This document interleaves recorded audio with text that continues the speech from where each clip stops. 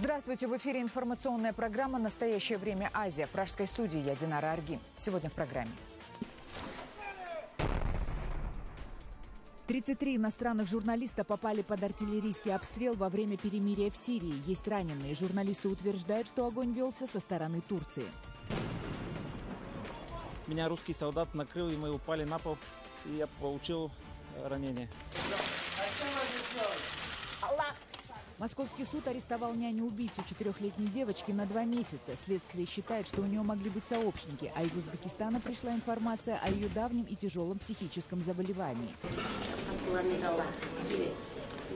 В России стали массово производить хлеб из фуражной пшеницы, предназначенной для откорма скота. Все хорошее зерно уходит на экспорт за валюту. Хорошее качество денег стоит. Хиллари Клинтон и Дональд Трамп вырвались в фавориты президентской гонки. Главная интрига впереди. Станет ли одиозный политик Трамп единым кандидатом от республиканцев? Потрясающий вечер сегодня. 33 иностранных журналиста попали под артиллерийский обстрел во время перемирия в Сирии. Есть раненые. Под огнем оказались репортеры из России, Болгарии, Греции, Германии, США, Китая, Канады и Великобритании. Снаряды начали рваться, когда журналисты в сопровождении российских военных совершали пресс-тур по деревням на западе Сирии, куда возвращается мирное население. Когда начался обстрел, журналисты не выключили камеры и зафиксировали происходящее.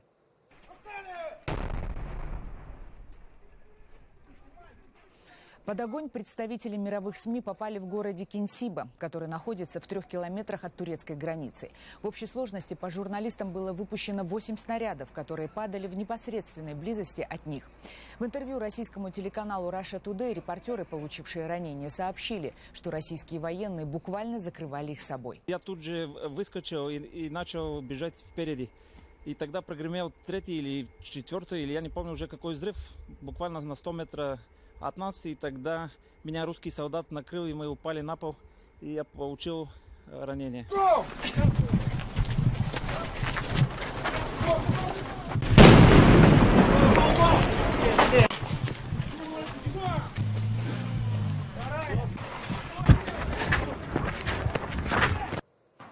Министерство обороны России уже заявило, что артобстрел велся со стороны Турции. Российские журналисты также поделились своими подозрениями, что огонь по ним был открыт с турецкой территории. Сотрудники западных СМИ оказались более сдержанными в своих оценках. Источники в сирийской армии утверждают, что репортеров обстреляли боевики террористической группировки Джабхат ан-Нусра, позиции которой находятся в нескольких сотнях метров от турецкой границы.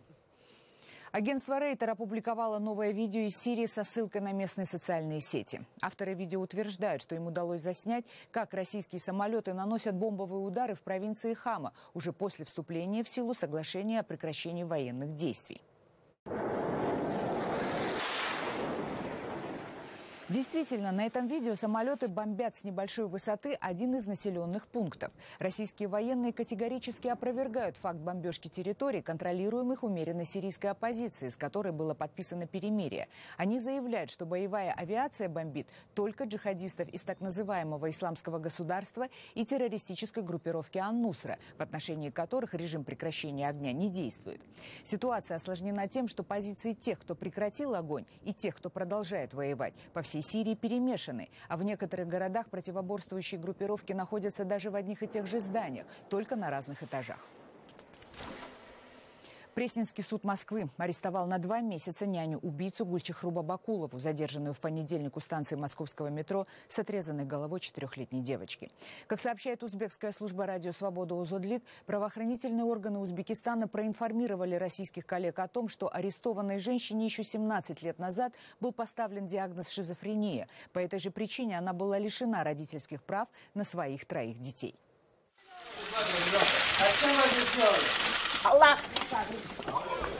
Бабакулова во время судебного заседания сообщила журналистам, что она убила девочку по приказу Аллаха. Однако, по мнению следствия, у нее были неустановленные соучастники и подстрекатели, которые и подтолкнули ее к совершению этого зверского убийства.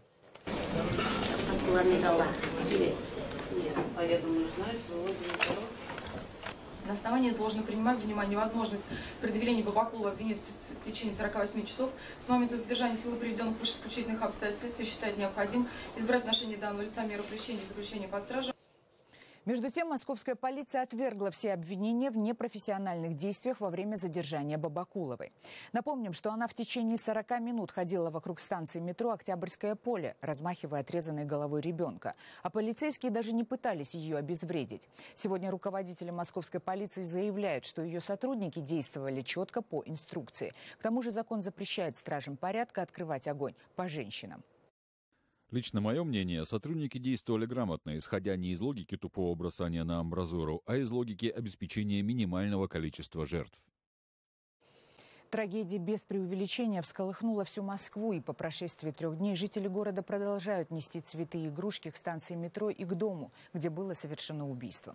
Накануне ночью рядом с метро «Октябрьское поле» прошел импровизированный митинг памяти, в котором приняли участие сотни человек. Многие москвичи считают, что Бабакулова не понесет наказания, которого она заслуживает. Сейчас будет говорить, что это шизофрения, ля-ля-ля-ля, тополя, вот, и 5 лет она посидит и в родной аул уедет. Это самое жуткое, то что никакого наказания эта женщина не понесет, полноценного не понесет, абсолютно. Если бы я вот шла и видела всю эту картину, просто как она бегала с этой головой, я бы ее сама разорвала, вот честное слово. Просто взяла и разорвала, потому что это никак не оправдать. В центре Ташкента начался снос одного из самых известных рынков в Центральной Азии – Алайского базара. Как сообщает узбекская служба радио «Свобода» Узудлик, снос начался неожиданно и без предупреждения. Вы видите, как строительная техника уничтожает знаменитые фруктово-овощные павильоны, построенные в советское время в 70-х годах. Свои действия власти объясняют необходимостью дальнейшей реконструкции Алайского рынка. Во время предыдущей перестройки базара 5 лет назад были снесены здания, построенные в 30-х годах прошлого века, и более 800 торговцев остались тогда без работы. Собственники 110 снесенных магазинов и лавок не получили никакой компенсации. Узудлик сообщает, что продавцам овощей и фруктов и в этот раз также ничего не возместят. Несмотря на экономический кризис в Кыргызстане, десятки местных стартапов в области IT-технологий выходят на международный уровень. Некоторые компании превращаются в успешные современные предприятия с иностранными заказами. Это происходит без всякой помощи со стороны государства. Сотрудники компаний говорят, что они не планируют покидать родину, хотя их уже сейчас готовы брать на работу известнейшие западные фирмы. В одной из таких компаний побывала наш корреспондент Джибек Бегалиева. Собирать деньги на турник в офисе решили недавно. Хотя можно сказать, что это не офис, а почти коворкинг. На работу приходят отоспавшись. Те, кто совсем увлекся, остаются здесь ночевать. Нам не нужны тимбилдинги, какие-то такие корпоративные штуки. Когда генеральный директор твой друг, а закрывать баги, то есть исправлять ошибки, помогает вся команда, это IT-компания. Программисты в Кыргызстане хорошо зарабатывают. Многим не важно, где ты сидишь, в большой стране, в маленькой, у себя дома или в крутом офисе. Главное, ты делаешь работу. Тут единственный критерий – это профессионализм. Вот по поводу профессионализма, да, мы можем конкурировать. Пишут мобильные приложения и разрабатывают сайты в этой компании и для зарубежных заказчиков. Из Британии, Канады, Новой Зеландии. Понять, где именно живут разработчики, не все из них сразу могут. Приходится объяснять, это типа бывший СССР. Мы находимся рядом с Китаем, и мы не Афганистан. Люди удивляются, когда говорят Кыргызстан, Стан, это типа вот где-то там. Почти каждого из них куда-то звали. В крупные компании, другие страны. Даже если мы поедем куда-нибудь, в принципе, есть планы поехать, там, например, в Германию, там, пожить. Это только с точки зрения расширения кругозора. И планы многих ребят действительно связаны с Кыргызстаном. Ремонт, там, свадьба, дети, вот такое все, машину купить, состариться, умереться. Их компания – резидент парка высоких технологий в республике. Его создание у нас, в отличие от других стран, инициировали сами айтишники. Без государственной, сильной государственной мощной поддержки со стороны бизнеса, малого, среднего бизнеса, со стороны фрилансеров, технические специалисты становятся востребованными не только на нашем рынке, кыргызстанском рынке, но и в Средней Азии, на мировом рынке. Джибек Бегалиева, Азат Антумаков. Настоящее время. Бишкек, Кыргызстан. Далее в программе. В России стали массово производить хлеб из фуражной пшеницы, предназначенной для откорма скота. Все хорошее зерно уходит на экспорт за валюту. Хорошее качество денег стоит. Thank you all so much. Хиллари Клинтон и Дональд Трамп вырвались фавориты президентской гонки. Главная интрига впереди. Станет ли одиозный политик Трамп единым кандидатом от республиканцев? Потрясающий вечер сегодня. Скандал в России. Оказывается, россияне все последние месяцы едят хлеб, сделанный из фуражной пшеницы, то есть той, которую обычно дают животным и птице. В этом признались производители зерна и хлеба, попросив при этом законодателей узаконить эту полулегальную практику. Хлеборобы и хлебопеки говорят, что если бы не фураж, цена на хлеб уже давно выросла бы в разы. Глава Зернового союза России дал довольно откровенное интервью настоящему времени. Громкий скандал на российском продовольственном рынке. Людей кормят пшеницей, предназначенной для скота. Известно об этом стало случайно, но многое сразу стало понятно. Например, почему хлеб в России стал такой некачественный и невкусный. Эту пшеницу используют обычно для кормления животных и птицы. Почему людей стали кормить? Ну и что? Это всего лишь экономические соображения, не более того. Просто мука делается из так называемой помольной партии, которую можно замешать с разными ингредиентами, в том числе из пшеницы 5-го класса. В советские времена это было типа запрещено советскими нормативами, но это же абсолютная условность. Почему? Потому что никаких параметров безопасности при этом не нарушается. Речь идет только о качестве. Ну, качество муки будет не очень хорошее, а соответственно и качество хлеба. Но это же важно. Но что в этом важного? Ну, вот расскажите вкус меняется. Ну, меньше, хорошее качество денег стоит.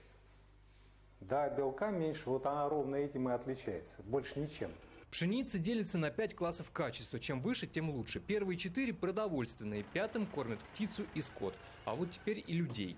Глава Зернового союза утверждает все от того, что государство контролирует цены на хлеб и не дает их увеличивать. Ведь хлеб в России – продукт электоральный, и с точки зрения власти цена на него важнее качества. Хлеб из муки, который содержит низкое количество, маленькое количество, скажем так, белка, получается просто клеклым. И все. Он не встает, не поднимается. И в результате мы имеем не очень хорошее качество хлеба, невкусный он. Вот и все. Но дешевый. Но почему россияне должны есть невкусный, некачественный хлеб? Потому что, в чем экономика вопрос? Потому что наше государство поставило хлебопека в условиях, в которых им деваться больше некуда. Вот и все. У него издержки растут немеренными темпами. В первую очередь связаны это с энергетикой. Там большие энергозатраты при хлебопечении. Вы понимаете, что его пекут в печках, да, соответственно. Плюс к этому там транспортные издержки, всякая логистика и прочее, все это немеренными темпами растет. И это никто не контролирует, и никто никак не подавляет ценообразование в секторе ресурсов, необходимых хлебопеку. А в то же время цена на хлеб все время трамбуется со всех уровней власти.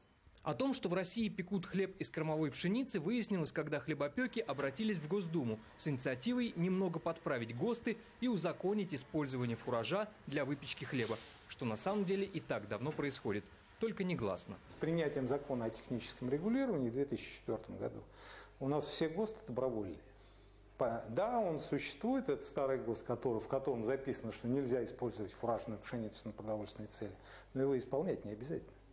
Это даже не нарушение законодательства и нормативов, понимаете? То, что происходит в текущей практике. То есть можно, в принципе, и фуражом чистым кормить? Да. Ну, просто из фуража, из чистого, вы не получите хлеба. Он вообще не взойдет. Вообще. Ну, там слишком мало белка.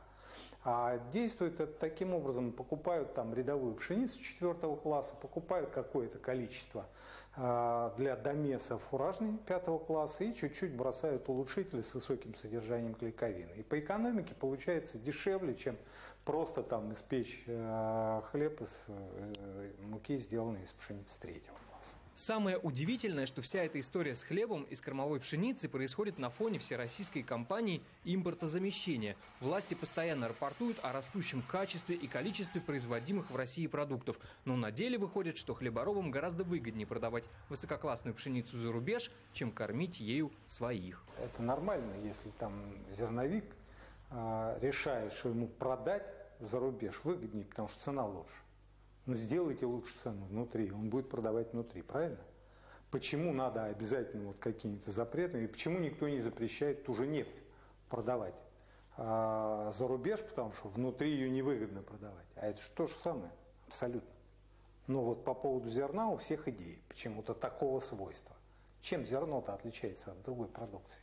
Куда выгоднее, туда и продаем. И это правильно, так и должно быть. Согласитесь. А вы видите решение этой проблемы? Вот чтобы люди ели все-таки вкусный, хороший хлеб, нужно что? А для этого не надо подавлять ценообразование в хлебном сегменте. Ну да, мы обсуждаем периодически, тема возникает, что у нас такой невкусный хлеб. А Россия всегда славилась хлебом.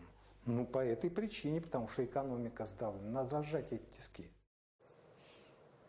В Костромской области России впервые за 20 лет суд приговорил к 2 годам заключения врача-хирурга. Из-за неправильно назначенного им лечения погибла годовалая девочка. Это не первый случай смерти от врачебной ошибки в этом российском регионе. Более 3 лет потребовалось семье Стасилович с адвокатами и юристами для того, чтобы добиться справедливого наказания для врача Буйской городской больницы Николая Готовцева. По его вине, и это сегодня можно сказать с уверенностью, умерла их годовалая дочь. В декабре 2012 года малышку доставили в приемный покой лечебного учреждения. Поставить точный диагноз при поступлении ребенку не смогли. Но и проводить общее обследование, УЗИ и рентген не стали. Даже когда ребенок от боли стал терять сознание, а ее мать умоляла о помощи, врачи лишь разводили руками и предлагали ждать. Неужели не нашлось ни одного врача, один, который отдаст строго распоряжение о срочной операции, а второй, который возьмет на себя ответственность прооперировать? Спасти годовалую девочку так и не удалось. Она умерла на операционном столе от кишечной непроходимости. Следствию, которое длилось 38 месяцев, все же удалось доказать вину врача, который откладывал операцию целые сутки. Было проведено множество экспертиз, опрошено десятки свидетелей. Николай Готовцев признан виновным в причинении смерти по неосторожности вследствие ненадлежащего исполнения должностных обязанностей. От наказания 2 лет лишения свободы его освободили за истечением срока давности. У нас реанимобиль и вертолет, у нас все сделано. А ты понимаешь, что ты был в больнице именно чеховской в 19 веке, когда один послушал, другой погладил живот. По факту выходит, у нас стоит оборудование, зачем мы его будем использовать? Пускай оно стоит, мы придем, погладим, придем, послушаем. Если в деле семьи Стасилович из Буя поставлена точка, то у Валерия Унгуряна судебные тяжбы только начинаются. Год назад при родах умерла его жена. В роддоме уверяли, что у молодой мамы оторвался тромб. Однако вскрытие показало, что женщина скончалась от потери крови. Свидетели рассказали, что врачи к молодой маме подошли лишь когда у нее начались предсмертные судороги. Ссор-то вообще не было. Если и были там, я говорю, пару пустяковых, что потом смеялись друг над другом. Запиться было не за чего друг другу. Просто было понимание. Она как голова, я как руки, ноги делал. И все. В принципе, все было хорошо. Это дело следователи собираются передать в суд. А другая семья Кузнецовых обвиняет медиков в смерти своего деда. Скорая просто не успела довести его до больницы. Вот на этом самом месте это все и произошло. Как бы там стояла машина скорой помощи. Горел красный сначала свет, мы увидели дым, потом язычки пламя. Попросили о помощи, но нам никто не помог. И в конечном итоге деда вынесли на носилках с машины скорой помощи и положили прям вот буквально 2 шага. 20 минут обездвиженный пенсионер с подозрением на инсульт провел на 15-градусном морозе. До больницы носилки с Иваном Кузнецовым доставили в кузове грузовой «Газели», проезжавшей мимо места происшествия. Через 5 дней пожилой человек умер в больнице от пневмонии. Проверка была назначена, сейчас эта проверка заканчивается, то есть собраны все объяснительные с участников этого процесса, начиная с главного врача и заканчивая фельдшером, который принимал вызовы. Виновные будут найдены. Да, конечно, естественно, будут наказаны, конечно. В то же время директор департамента здравоохранения получил звание почетного врача за успехи в модернизации отрасли. Дарья Правдина, Радио Свободы, Костромская область.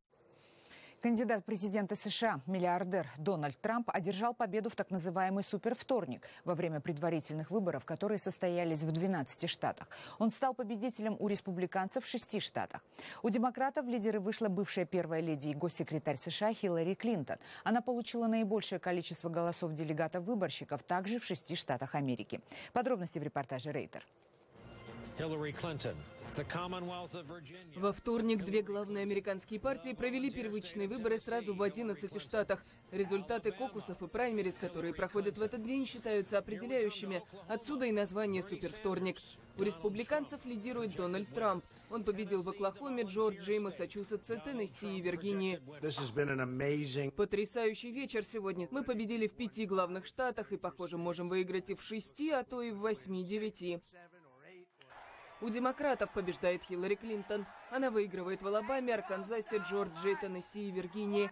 Бывшая госсекретарь вновь критиковала Трампа, своего вероятного противника. Никогда еще ставки на выборах не были так высоки, и риторика, которую мы слышим с той стороны, достигла самого низкого уровня. Эта попытка разделить Америку на своих и чужих – большая ошибка, и мы этого не допустим. Ее единственный конкурент в стане демократов, Берни Сандерс, смог обойти Клинтон на праймерис в Вермонте, сенатором от которого он является, а также в Оклахоме. Республиканец Тед Круз, сенатор от Техаса, побеждает на внутрипартийных выборах в родном штате и в соседней Оклахоме.